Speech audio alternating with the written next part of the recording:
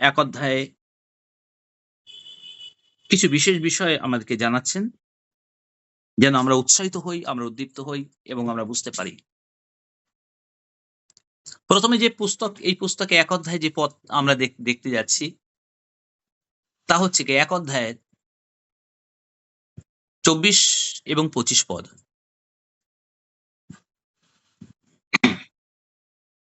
কেননা মর্ত্যমাত্র তৃণের তুল্য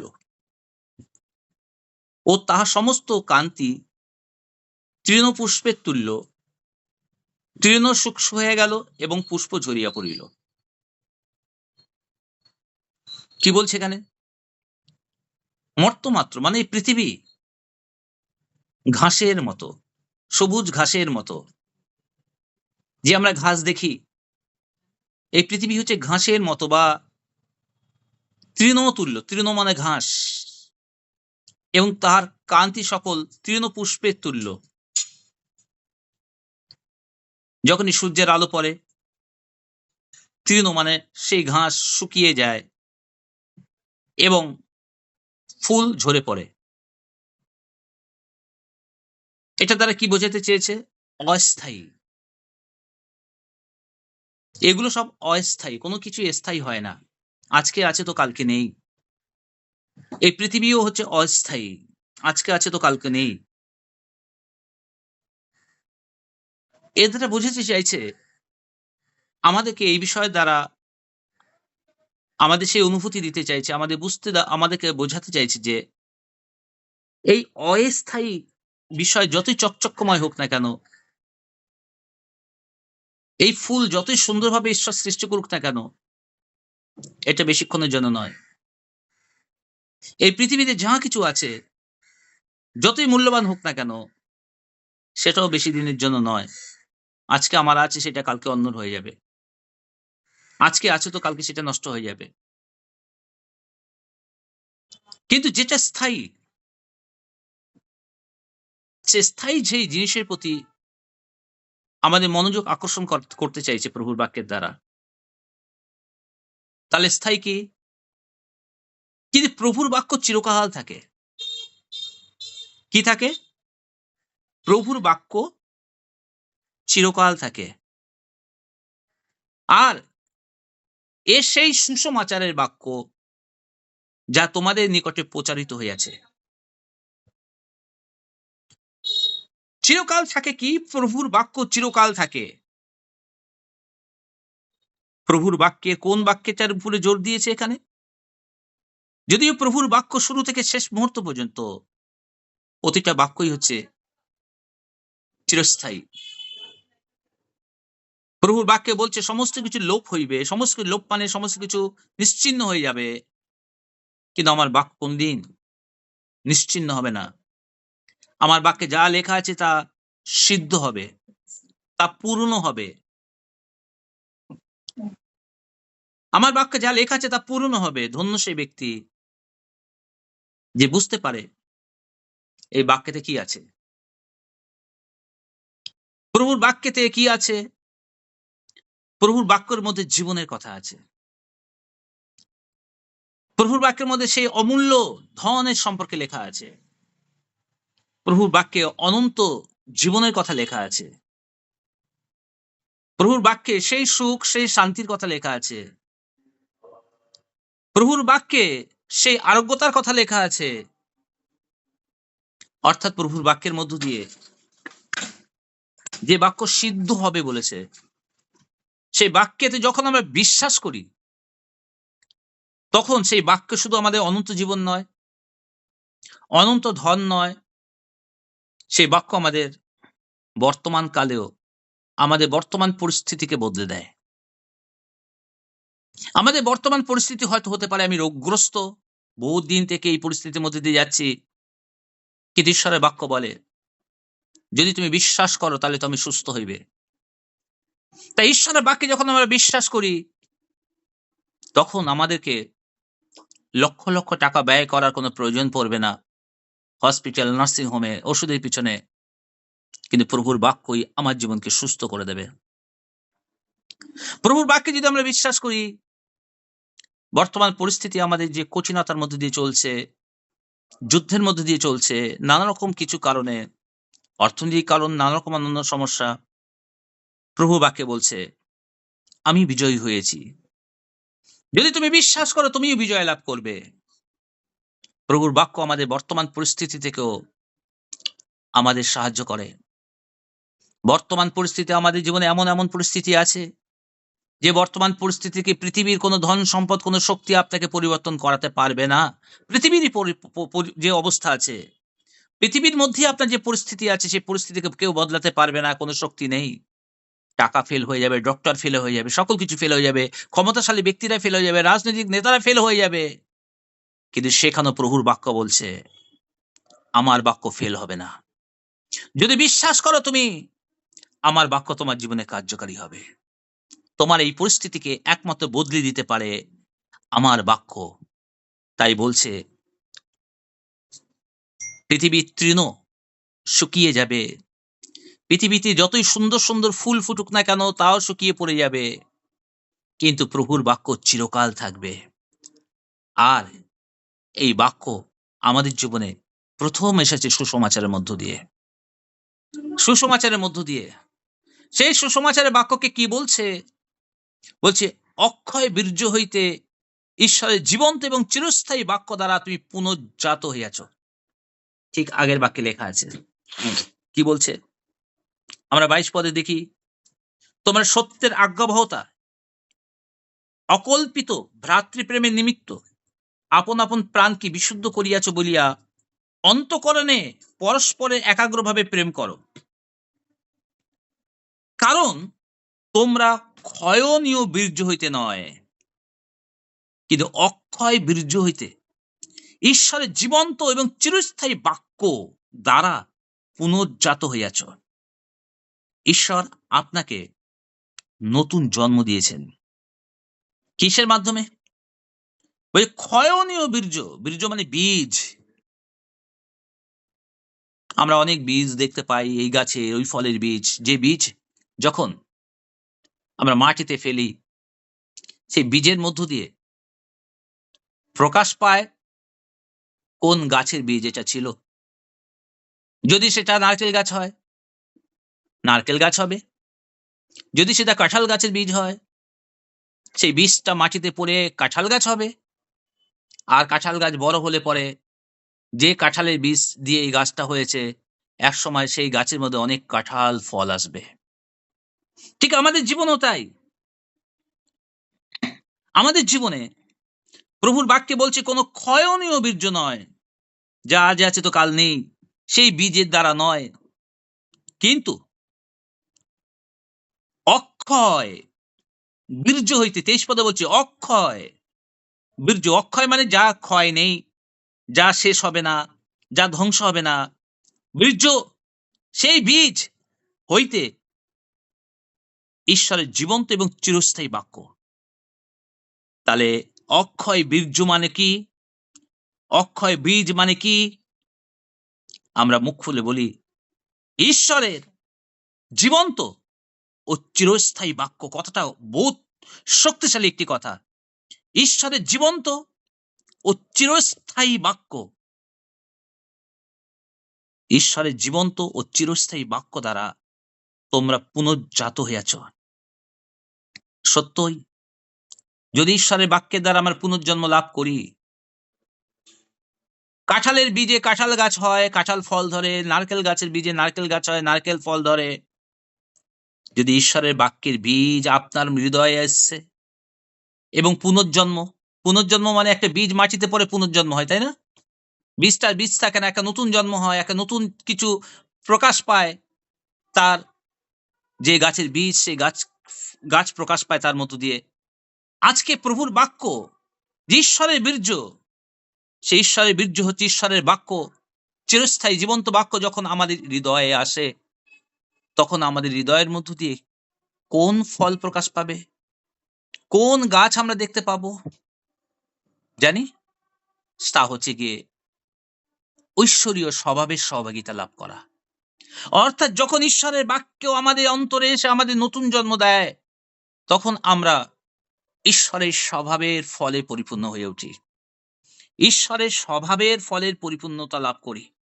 অর্থাৎ সেই সাদৃশ্যতা, অর্থাৎ বা পবিত্র বাক্যে আমরা যখন দেখি আদি পুস্তক ১:২৬ পদ, আইসো আমরা আপনার প্রতিমূর্তিতে মনুষ্যকে নির্মাণ করি।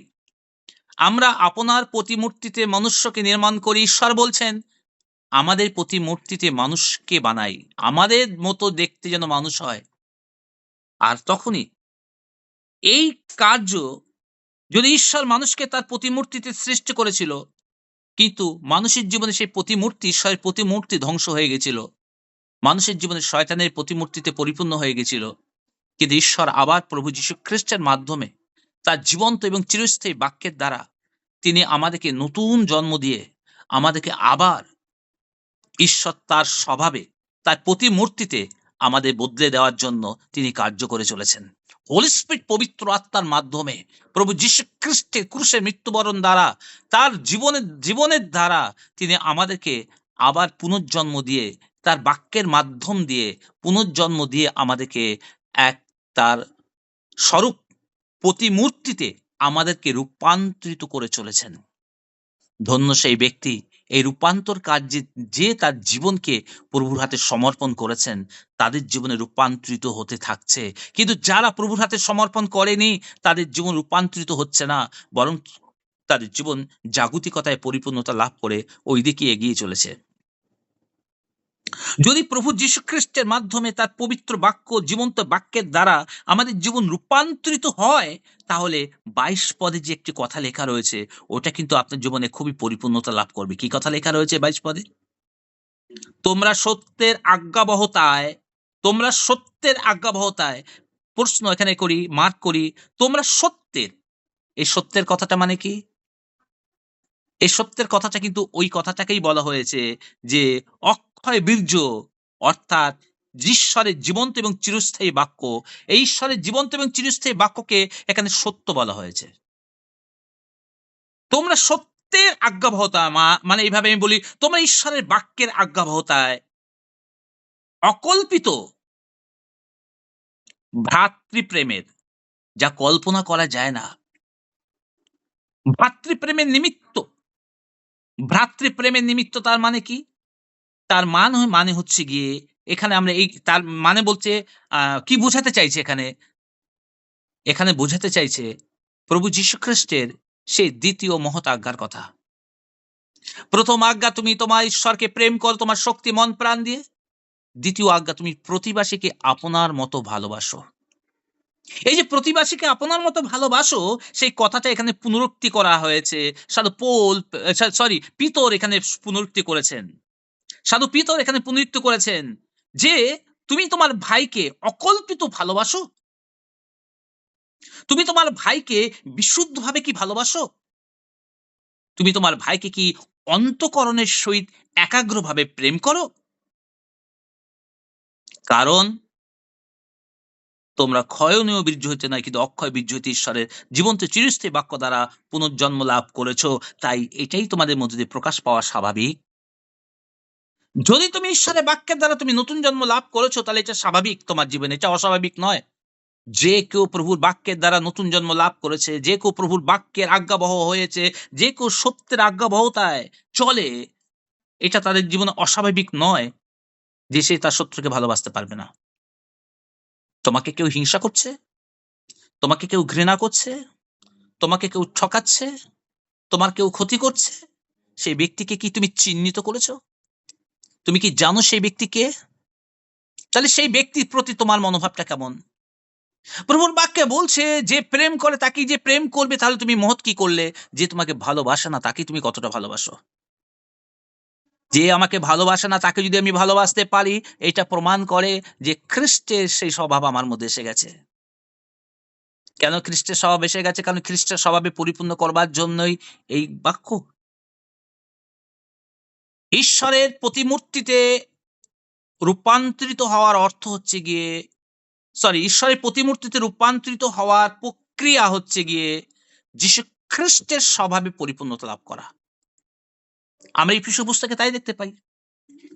এফেসীয় পুস্তকে চাই দেখতে পাই। এফেসীয় যদি ৪ অধ্যায় দেখি, এফেসীয় যদি 4 অধ্যায় দেখি, সেখানে 13 পদে বলছে, যাবৎ আমরা সকলে ঈশ্বরের পুত্র বিষয়ক, যতক্ষণ না আমরা ঈশ্বরের পুত্র মানে যীশু খ্রিস্টের বিষয়ে বিশ্বাসের এবং তত্ত্বজ্ঞানের ঐক্য পর্যন্ত, সিদ্ধ পুরুষের অবস্থা পর্যন্ত, খ্রিস্টের পরিপূর্ণতার আকার পরিমাণ পর্যন্ত অগ্রসর না হই। তার মানে যখন পাস্টার শিক্ষা দেন আমাদেরকে গড়ে তোলেন যীশু খ্রিস্টের পরিপূর্ণতা যেন আমি লাভ করতে পারি। পাস্টার আমাদেরকে গড়ে তোলেন যেন যীশু খ্রিস্টের মতো সিদ্ধ আমরা হতে থাকি। পাস্টার আমাদেরকে গড়ে তোলেন যে সে তত্ত্বজ্ঞান মানে ঈশ্বরের বাক্যের যে গভীরতা, সেই সকল ঐক্যতা যেন আমি লাভ করতে পারি। তাহলে প্রভু যীশু খ্রিস্টের প্রতিমূর্তি, প্রভু যীশু খ্রিস্টের পরিপূর্ণ আকারটা কি? প্রভু যীশু খ্রিস্ট হচ্ছে দৃশ্যমান, যা পৃথিবীর কাছে প্রকাশ করা হয়েছিল। যীশু খ্রিস্টের জীবন কেমন? ঈশ্বরকে কেউ কোনো সময় চোখে দেখেনি, যীশুকে চোখে দেখেছে। তাই যিশুর জীবন ধারণ, তার চাল চলন, তার সমস্ত কথাবার্তা, তার স্বভাব চরিত্র প্রকাশ করে ঈশ্বরের স্বভাবকে। তাই যিশু আমাদের সামনে থেকে দেখিয়েছে, আমার মতো তোমরা হও। কিন্তু যিশুর মতো হতে গেলে যিশুর বাক্যের মাধ্যমে, পাস্টারদের শিক্ষার দ্বারা আমরা সেই পরিপূর্ণতা লাভ করি। আর যখনই যীশু খ্রিস্টের মতো আমরা হই, আর এই বাক্যেতে দেখা যাচ্ছে প্রভু যীশু খ্রিস্ট হচ্ছে ঈশ্বরের প্রতিমূর্তির প্রতিরূপ, পরিপূর্ণতার প্রতিরূপ। প্রভু যীশু খ্রিস্ট ঈশ্বরের পরিপূর্ণতার প্রতিরূপ। তাই যিশু বলেছে, আমাকে যে দেখেছে সে ঈশ্বরকে দেখেছে। তো প্রভু যিশু পরিপূর্ণতার প্রতিরূপ, তো প্রভু যীশু খ্রিস্টের জীবনে যদি আমরা ফলো করি, তাহলে আমরা শ্রেষ্ঠ উদাহরণ দেখতে পাই। যীশু খ্রিস্টের শ্রেষ্ঠ উদাহরণ কোন জায়গায় দেখতে পাই? তে ক্রুশবিদ্ধ অবস্থাতে। যখনই যিশুকে ক্রুশে তোলা হয়েছিল, কারা যিশুকে ক্রুশে তুলেছিল? যিশুর মিত্র না শত্রু? শত্রুরা ক্রুশে তুলেছিল। যিশুকে কি করেছিল? দুটো থাপড় মেরে ছেড়ে দিয়েছিল? তাকে শুধু অপমান করে ছেড়ে দিয়েছিল? তাকে কি বাজে বাজে কথা বলেছিল শুধু? না, তাকে মৃত্যুদণ্ড এবং ভয়ানক যন্ত্রণাদায়ক মৃত্যুদণ্ড তাকে দণ্ডিত করা হয়েছিল। কারা? শত্রুরা তাকে ক্রুশে দিয়েছিল। যিশু ক্রুশ থেকে কি করেছিল? হে পিতা, তুমি এদেরকে ক্ষমা করে দাও, কারণ এরা জানে না কি করছে। এটা কি দেখতে পাই আমরা? এই বাক্যের পরিপূর্ণতাকে দেখতে পাই, যে বাক্য এই মুহূর্তে আমরা দেখলাম। তোমরা কি নতুন জন্ম লাভ করেছো অক্ষয় বীর্য হইতে, ঈশ্বরের বাক্যের দ্বারা? যদি নতুন জন্ম লাভ করে থাকো, তাহলে তোমরা অকল্পিত ভাতৃপ্রেমে নিমিত্ত আপন আপন প্রাণকে বিশুদ্ধ করিয়াছ। অন্তঃকরণের সহিত একাগ্রভাবে তোমরা প্রেম করে চলেছ। কারণ এটা একটা প্রমাণ, এটা একটা চিহ্ন যে যে বীজ আমার ভিতরে পড়েছে সেটা অঙ্কুরিত হয়ে গাছ হয়েছে। আর সেটা অঙ্কুরিত গাছ হয়েছে তারই প্রমাণ যে আমার মধ্য দিয়ে খ্রিস্টের ঐশ্বরীয় একটা স্বভাবের প্রতিরূপ তার দেখা যাচ্ছে। আমার মধ্য দিয়ে সেটা আস্তে আস্তে বাড়ছে। আর এটা বেড়ে বেড়ে থেমে থাকবে না, বেড়ে বেড়ে থেমে থাকবে না। এটা অনবরত বাড়তে থাকবে। খ্রিস্টের স্বভাবে পরিপূর্ণ হতে থাকবো আমরা।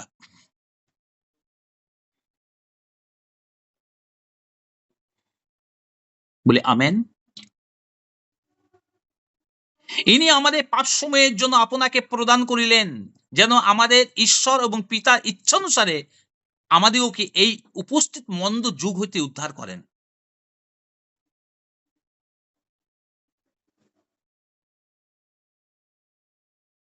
চার পদে বলছে, আমাদের মন্দ যুগ থেকে যেন উদ্ধার করেন। কিসের দ্বারা? কিভাবে আমরা মন্দ যুগ থেকে উদ্ধার হতে পারি? প্রভুর বাক্য বিনা কি আপনি হয়েছেন? তাহলে প্রভুর বাক্য আপনার কাছে পৌঁছেছিল, সেই প্রভুর বাক্যের গুণে, প্রভুর বাক্যের মাধ্যমে, তাতে বিশ্বাস করা দ্বারা আমরা ঈশ্বরের ইচ্ছানুসারে এই মন্দ যুগ থেকে আমরা উদ্ধার পাই।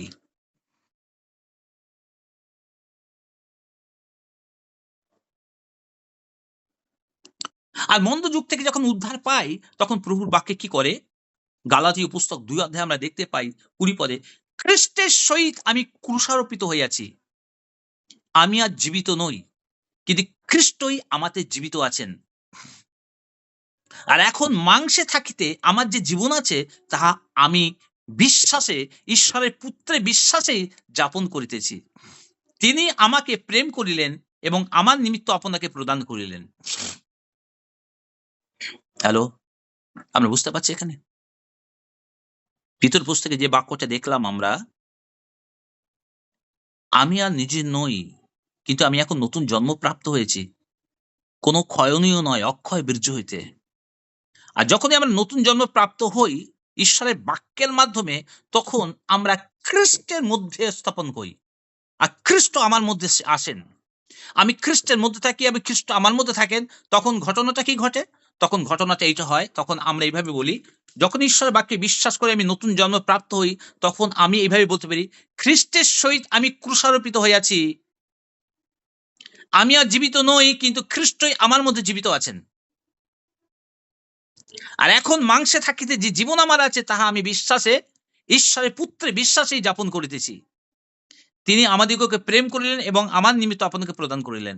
আমি খ্রিস্টের মাধ্যমে খ্রিস্টের সঙ্গে ক্রুশারোপিত হয়েছি, খ্রিস্টের মাধ্যমে কবরস্থ হয়েছি, খ্রিস্টের সঙ্গে আমি পুনরুত্থিত হয়েছি। অর্থাৎ পুনরুত্থিত মানে বিজয়ী জীবন যাপন করছি, কারণ খ্রিস্ট আমার মধ্যে আছেন। খ্রিস্টই আমার মধ্যে জীবিত আছেন, আর আমি খ্রিস্টের মধ্যে আছি। অর্থাৎ খ্রিস্ট আর আমি এক দেহে। যখনই বলি আমি খ্রিস্টের মধ্যে আছি, খ্রিস্ট আমার মধ্যে আছে, তার মানে কি? তার মানে আমি তাহার দেহের অঙ্গের আমি সঙ্গে যুক্ত হয়ে গেছি। খ্রিস্ট যে মস্তক, তার দেহের অঙ্গের সঙ্গে আমি যুক্ত হয়ে গেছি।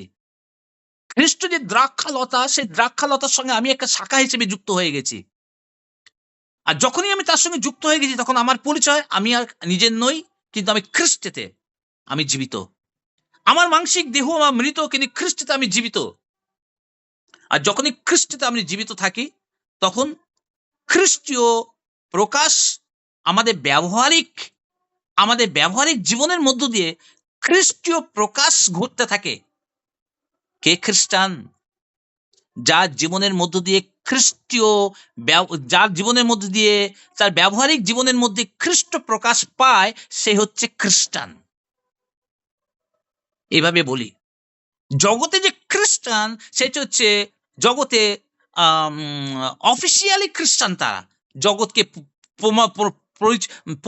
পরিচিত করবার জন্য আমি একজন খ্রিস্টান অফিসিয়ালি। কিন্তু আত্মিক খ্রিস্টান হচ্ছে সেই, যার ব্যবহারিক জীবনের মধ্য দিয়ে খ্রিস্ট প্রকাশ পায়, সে হচ্ছে আধ্যাত্মিক খ্রিস্টান। এ হচ্ছে আসল খ্রিস্টান। আমি বলি আমি খ্রিস্টান, আমি খ্রিস্টান, আমি খ্রিস্টান, কিন্তু ভ্রাতৃপ্রেম আমার মধ্যে নেই। আমি অন্যকে ক্ষমা করতে পারবো না। আমি জগতের মানুষের মতো জীবনযাপন করছি। তাহলে আমি অফিসিয়ালি জগতের জন্য খ্রিস্টান। যখনই আমার জীবন বদলে যাবে, যখনই আমি চেঞ্জ হব, যখনই খ্রিস্ট আমার মধ্যে থাকবে, আমি খ্রিস্টের মধ্যে থাকি, এটা আমরা মুখে বলি অনেক সময়, আমি যিশুকে বিশ্বাস করছি, যিশু আমার মধ্যে আছে, আমি যিশুর মধ্যে আছি। এটা আমাদের আক্ষরিক জ্ঞান মাত্র। এই আক্ষরিক জ্ঞান আমাদের মাথার মধ্যে গেঁথে থাকে। আমি যিশুকে বিশ্বাস করেছি, কেন? লেখা আছে আমি বিশ্বাস করেছি। কিন্তু বাস্তবিক তার জীবনে কোনো পরিবর্তন নেই। বাস্তবিক তার জীবনে কোনো চেঞ্জিং নেই। অর্থাৎ এইভাবে বলা যায়, সেই ব্যক্তি নিজেকে ভ্রান্ত করে রেখেছে, অন্ধকারের মধ্যে নিজে পড়ে রয়েছে। আমি খ্রিস্টান, খ্রিস্ট আমার মধ্যে রয়েছে, আমি আর ভয় পাই না। আমি বিশ্বাস করি আমি সুস্থ হব।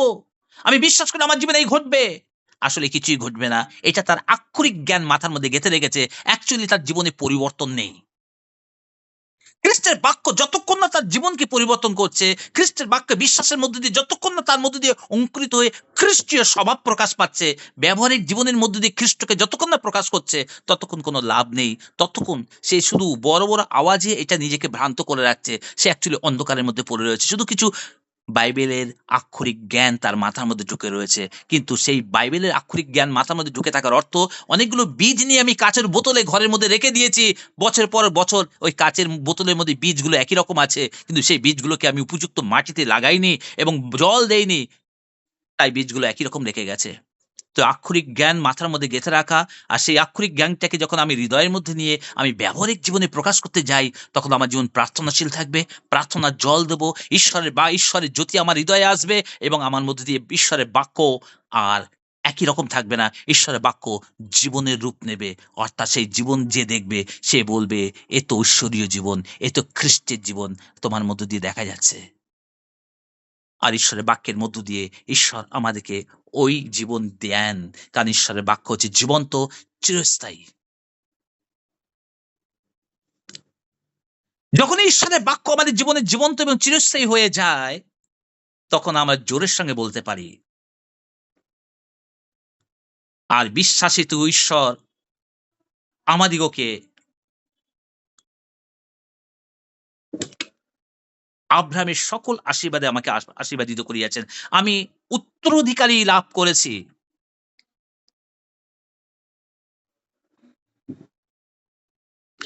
আমি উত্তরাধিকারী লাভ করেছি।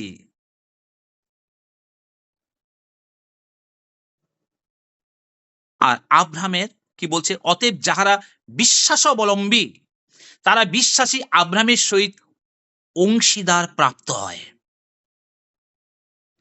গালাতীয় ৩ অধ্যায় ৯ পদ। আব্রাহামের সহিত আমি আশীর্বাদ প্রাপ্ত হই। আব্রাহামের সহিত যে আব্রাহামকে ঈশ্বর আশীর্বাদ করেছিলেন, আদি পুস্তক ১২ অধ্যায় ১ থেকে ৩ পদ প্রমিস করেছিলেন, সেই আশীর্বাদ আমরা প্রাপ্ত হই। তাই তো প্রভুর বাক্যে লেখা আছে, লূক তার ১৯ অধ্যায় সম্ভবত ১০ পদ। কারণ এই ব্যক্তিও আব্রাহামের সন্তান। কার বিষয় বলেছিল? শক্কের বিষয়। সত্যই কি শক্কেও আব্রাহামের সন্তান ছিল? না, না, না। শক্কেও আব্রাহামের সন্তান নয়। কিন্তু এখানে বলছে শক্কেও যেহেতু প্রভু যীশুকে বিশ্বাস করল, তাই বলা হয়েছে এই ব্যক্তিও আব্রাহামের সন্তান। আর আব্রাহামের জীবনের জন্য ঈশ্বর যে আশীর্বাদ ঘোষণা করেছে, আজ থেকে শক্কের জীবনে তা পরিপূর্ণতা লাভ করবে। আজকের দিনেও আমরা যারা প্রভুতে বিশ্বাস করেছি, ঈশ্বরের বাক্যেতে বিশ্বাস করেছি, তখন ঈশ্বরের বাক্যকে বিশ্বাস করার মাধ্যমে আমরা আব্রাহামের আশীর্বাদের অংশীদারের অধিকারী হয়ে যাই। যে আশীর্বাদ ঈশ্বর আব্রাহামকে করেছিল, সেই আশীর্বাদের অংশীদারই আমরা হয়ে যাই। আর তোমরা পুত্র, এই কারণ আপন আপন পুত্রের আত্মাকে আমাদের নিকট হইতে আমাদের হৃদয়ে প্রেরণ করিলেন। ইনি আব্বা পিতা বলিয়া ডাকেন। অতএব তুমি আর দাস নও, বরং পুত্র। যখন আমরা নতুন জন্ম লাভ করি ঈশ্বরের বাক্যের মাধ্যমে, যখন ঈশ্বরের স্বভাব আমাদের মধ্যে প্রকাশ পায়, তখন ঈশ্বর বলেন, অদ্যই আমি তোমাকে জন্ম দিয়াছি, তুমি আমার পুত্র। আর পুত্র পিতা সমস্ত অধিকার ভোগ করবে। Amen, amen. তো এইভাবে প্রভুর বাক্য আমাদের জীবনে কার্যকারী হয়। প্রভুর বাক্যে বিশ্বাসের মধ্য দিয়ে আমাদের জীবনে কার্যকারী হয়। তাই আমরা প্রভুর বাক্যে যেন বিশ্বাস করি, সেই বাক্যের আজ্ঞাকারী হই। এখানে লেখা আছে আজ্ঞাকারী, সত্যের আজ্ঞাবহতায়, সত্যের আজ্ঞাবহতায়। প্রথম পিতর ১:২২ পদে বলছে সত্যের আজ্ঞাবহতায়। এই জায়গাটা হচ্ছে আমাদের আসল জায়গা। যখনই সত্যের আজ্ঞাবহ আমরা হই, কিন্তু এই আজ্ঞাবহ হওয়ার আগে আরেকটা কথা আছে, বিশ্বাস করা। যখন আমরা বিশ্বাস করে সত্যের আজ্ঞাবহ হই, তখনই ঈশ্বর আমাদের জীবনে কাজ করতে থাকে। ঈশ্বরের কার্য আমাদের জীবনে, আমাদের লাইফকে পরিবর্তন করে। আর আমাদেরকে জীবনে আমাদের ব্যবহারিক কার্যের মধ্য দিয়ে খ্রিস্ট প্রকাশ পায়। আর এই ব্যক্তিদেরকে শয়তান বহুত ভয় করে। শয়তান কোন রকম ভাবে তাদের সামনে আসতে চায় না। আর এই ব্যক্তিরা যদি কোন শয়তানের খাঁচায় যায়, শয়তানের ঘাঁটিতে ঢোকে, শয়তান ওখান থেকে ৭ পথ দিয়ে পালিয়ে যাবে। কারণ এরা ঈশ্বরের পাওয়ারফুল শক্তি প্রাপ্ত ব্যক্তি। কারা? যারা ঈশ্বরের বাক্যের মাধ্যমে নতুন জন্ম প্রাপ্ত হয়ে ঈশ্বরের সত্যের আজ্ঞাবহতায় চলে, যাদের জীবনের মধ্য দিয়ে, ব্যবহারের মধ্য দিয়ে খ্রিস্ট প্রকাশ পায়, এরা হচ্ছে জগতের জ্যোতি, জগতের লবণ। যারা যেখানেই যাবে সেখানে স্বাদ দেবে। যারা যেখানেই যাবে অন্ধকার এমনি চলে যাবে, আলো চলে আসবে। এদের কি বলা হয়েছে? তোমরা জগতের জ্যোতি, তোমরা জগতের লবণ। যারা বিশ্বাস করে না তাদেরকে বলেনি এই কথা। যারা আজ্ঞাবহ করে না তাদেরকে বলেনি এই কথা। বলেছে তাদেরকেই, যারা প্রভুর বাক্য বহন করে, প্রভুর বাক্য পালন করে, তাদেরকে প্রভু যীশু বলছেন, তোমরাও জগতের জ্যোতি, তোমরা জগতের লবণ। আর সকল কিছু ঈশ্বরের বাক্যের মাধ্যমে। তাই ঈশ্বরের বাক্যের প্রতি আমরা শ্রদ্ধা করি, ঈশ্বরের বাক্যকে বিশ্বাস করি। মনে রাখি, ঈশ্বরের বাক্য জগতের সকল ধন সম্পদের থেকেও অনেক অমূল্য, যা জগতে কোনো কিছুর দ্বারা ঈশ্বরের এই বাক্যের আশীর্বাদকে আমরা ক্রয় করতে পারি না, কিনতে পারি না। এটা শুধু একমাত্র বিশ্বাসেই আমরা গ্রহণ করতে পারি। সকলকে জয় যিশু। প্রভু আপনাকে আশীর্বাদিত করুক। প্রভু আপনার সহবর্তী হোক। আসুন প্রার্থনা